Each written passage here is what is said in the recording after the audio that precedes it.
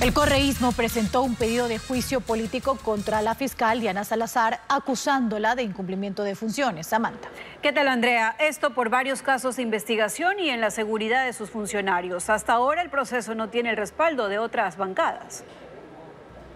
Como lo anunció el correísmo, no demoraron y a solo 10 días de asumir funciones presentaron un pedido de juicio político contra la fiscal general Diana Salazar.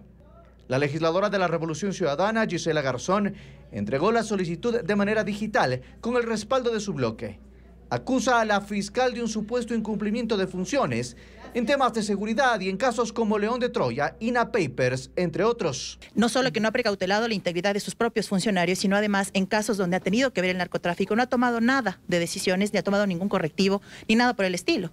No solo se tratan de los casos de delincuencia organizada, sino además de aquellos que vinculan a gobernantes. El caso de León de Troya, escandaloso como lo es, no tuvo el seguimiento correspondiente. No da detalles específicos, pero al menos de sus aliados de la mayoría no tendrá respaldo. Enseguida se pronunció el Partido Social Cristiano al anunciar que no apoyará el proceso. Se ha hecho algunos acuerdos, como ustedes bien saben, tenemos muchas coincidencias, pero también tenemos nuestras diferencias. En este aspecto nosotros nos mantenemos, no vamos a apoyar el juicio a la fiscal general del Estado.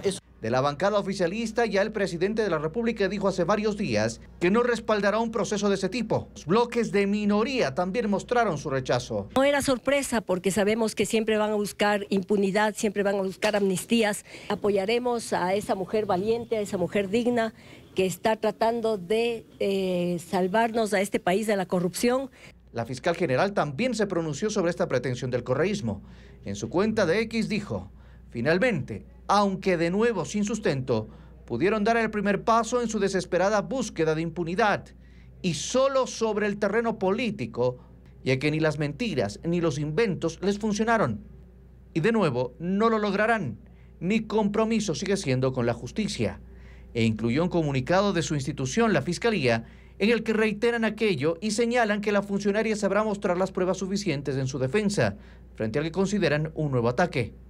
Serán ahora las autoridades del Consejo de Administración Legislativa las que decidan si remiten o no el proceso a la Comisión de Fiscalización, que tiene varias solicitudes de juicio que resolver antes.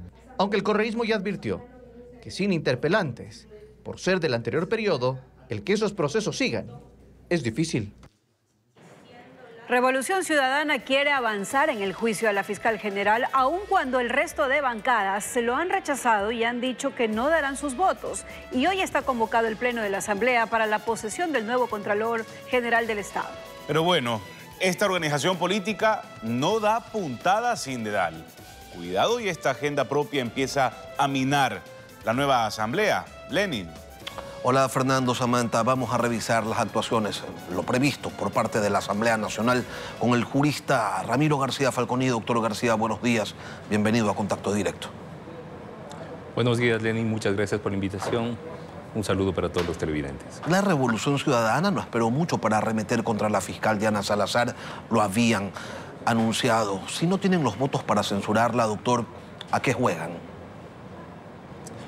Bueno, en primer lugar, creo que ellos han sido muy claros en que ese ha sido el punto inicial, el punto fundamental de su agenda legislativa en este periodo. Lo han dejado saber públicamente, pese a que sus socios del tripartito que gobierna hoy la Asamblea han dicho que no van a apoyar esta iniciativa. De igual forma, se han pronunciado otras bancadas como Avanza o como Construye o Gente Buena. Así que va a resultar difícil que el correísmo logre los votos necesarios para la censura. Por eso mismo, doctor, ¿por qué habrían de apurar una derrota? Por varias razones. En primer lugar, la bancada de Construye ya planteó un pedido de juicio político a Wilman Terán y a Javier Muñoz, vocales, presidente y vocal del Consejo de la Judicatura. Por lo tanto, que además son funcionarios a los que al correísmo le interesa proteger. Entonces, claro, es necesario para ellos privilegiar este juicio político de manera que mientras se está tramitando el juicio político contra la fiscal, no se lo tope ni a Terán ni a Muñoz. ¿Por qué son tan importantes Terán y Muñoz dentro de la estrategia del correísmo? Porque en este momento se está llevando a cabo el concurso para la renovación de jueces de la Corte Nacional de Justicia con una cantidad de irregularidades al punto que los veedores internacionales han sido muy claros en señalar que es un proceso que debería reiniciarse. No solamente que dejarse sin efecto, sino que volver al inicio, porque todo se ha llevado de muy mala manera. Y claro, ahí es donde les interesa, ese es el espacio que interesa al correísmo, que jueces adeptos a Wilman Terán y adeptos al correísmo sean los que copen las judicaturas en la Corte Nacional de Justicia, especialmente en Sala Penal, porque son ellos los que van a revisar las sentencias dictadas en los casos de interés del correísmo, en específico y de manera especial el tema soborno. Doctor, con este juicio político se busca también condicionar a la fiscal para que, si alguna de sus investigaciones apunta hacia uno de los integrantes de esa organización política, pues se abstenga de acusarlos, porque ellos luego se encargarían de decir que cualquier orden de prisión preventiva, que cualquier imputación no es nada más que una vendetta por el juicio político. Por supuesto, el otro interés del correísmo es deslegitimar la actuación de Fiscalía General del Estado. Saben que se vienen algunos procesos en los cuales altos cargos del gobierno de Correa, específicamente Jorge Glass y otros, se encuentran vinculados.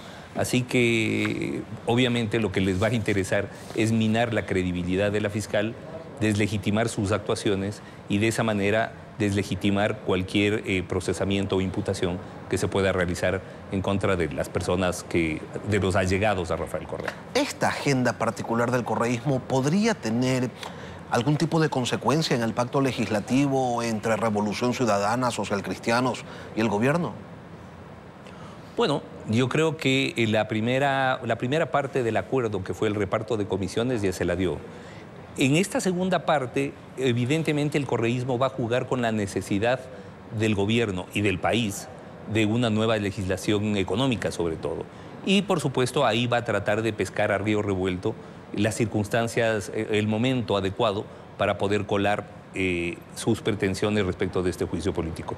Yo veo muy difícil que el gobierno y el Partido Social Cristiano y que las otras bancadas legislativas ayuden al correísmo en este cometido. Creo que no van a ir por eso, pero insisto, el correísmo sabe de entrada que no tiene los votos, sabe de entrada que muy difícilmente va a conseguir el número de asambleístas necesario para censurar a la fiscal, pero le interesa una cortina de humo que nos tenga conversando sobre este tema, que nos tenga analizando el juicio político y los argumentos en contra de la fiscal general, mientras el concurso de jueces de la Corte Nacional de Justicia sigue adelante y ahí sí pueda garantizarse espacios de impunidad. ¿Y es cortina de humo también, le pregunto, doctor, el tema del Contralor? Hasta ayer estaban intentando desde Revolución Ciudadana generar incidentes para evitar la posesión del doctor Torres prevista para la mañana de hoy. Apurar este nombramiento va contra los intereses de Revolución Ciudadana y le pregunto nuevamente, doctor, ¿podría terminar afectando el pacto legislativo?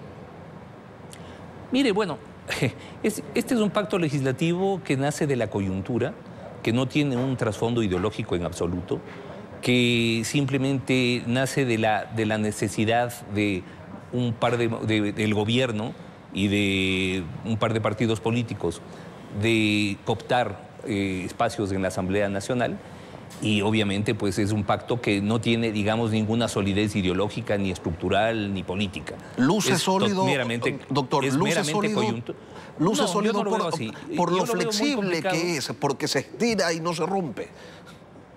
Mire, no solamente que no me parece sólido, sino que me parece que antes de operar el pacto ya empezaron con diferencias entre los diferentes actores, ¿no? Fue pública el debate que se produjo en redes sociales entre, por ejemplo, el presidente de la Asamblea, Henry Kronfle, y el expresidente Rafael Correa, justamente sobre el tema de la fiscal general. Yo creo que este pacto durará mientras los intereses de cada uno de los intervinientes puedan ser servidos. En el caso de gobierno, mientras pueda pasar proyectos de ley que considere necesarios para poder sobrevivir durante estos 14 o 15 meses. Ahora, obviamente el correísmo tiene una agenda, y una agenda que empieza y termina por impunidad. Y mientras pueda garantizar esa impunidad, seguirá en el pacto. De lo contrario, pues no tendrá problema de irse para el otro lado.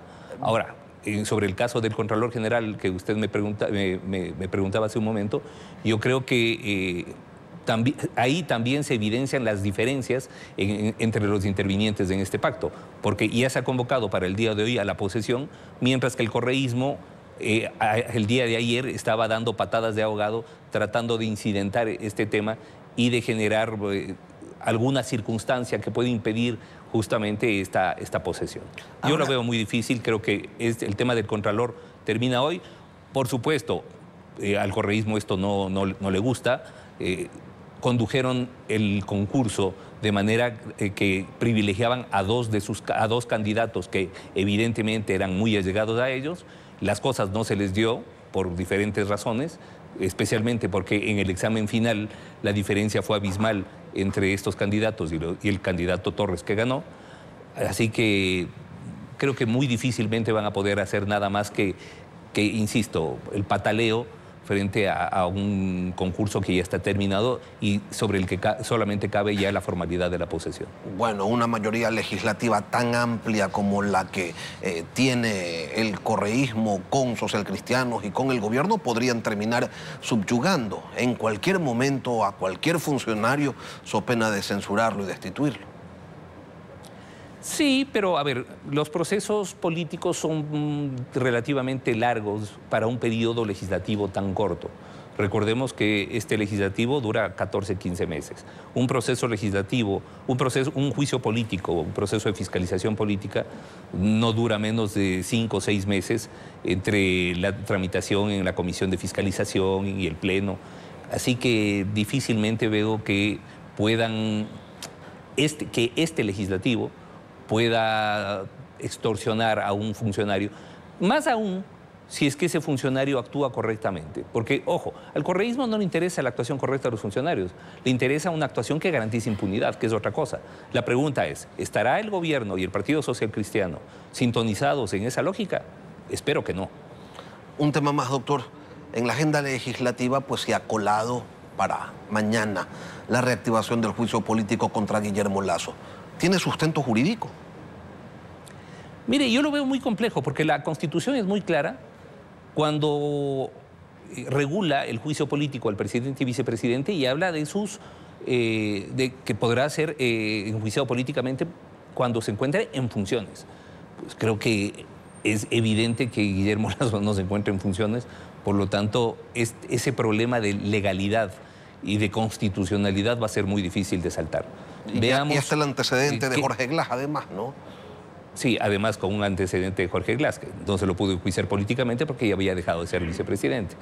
Veamos si esta mayoría está dispuesta a estirar la norma constitucional como chicle y de esa manera forzar una interpretación que permita enjuiciar políticamente a Lasso. Porque si se hace una interpretación literal, que es la obvia, la lógica, y donde la Constitución establece parámetros objetivos, pues esto no se podría hacer. ¿Y qué efecto real tendría entonces una censura contra norma expresa? Bueno, daría la posibilidad de que esto se impugne en sede constitucional, pero además creo yo que esto es más simbólico dentro de lo político, más simbólico que efectivo. Yo creo que va más en la onda, va más de la mano de odios heredados del anterior periodo legislativo que de una racionalidad política. Estamos en una situación económica desastrosa. Tenemos el peor problema de inseguridad que se haya registrado en la historia del país. Tenemos un incremento de los niveles de violencia en algunas ciudades como Guayaquil del 30% entre un año a otro. Y lo que se nos ocurre es enjuiciar al presidente que ya no está en funciones. Lo que se nos ocurre es enjuiciarle a la fiscal general, que es la única funcionaria que ha plantado cara al narcotráfico y a la criminalidad organizada. Es decir, es una agenda política, una agenda legislativa delirante que claramente sale de la lógica de la racionalidad que exige el país y que exige las circunstancias en las que estamos viviendo. Doctor García, quienes levantan la bandera de rechazo hacia la política y la conducta del odio, es decir, Revolución Ciudadana, están odiando. Pero bueno, a ver, si hay un movimiento, si hay una tendencia que se dedicó a fomentar y esparcir el odio durante una década desde gobierno, con sabatinas en las que se hacía burla de todo aquel que pensaba diferente, en donde se sometía al escarnio a periodistas, a medios de comunicación, a cualquier persona que opine en contra de las políticas de gobierno, fue la Revolución Ciudadana.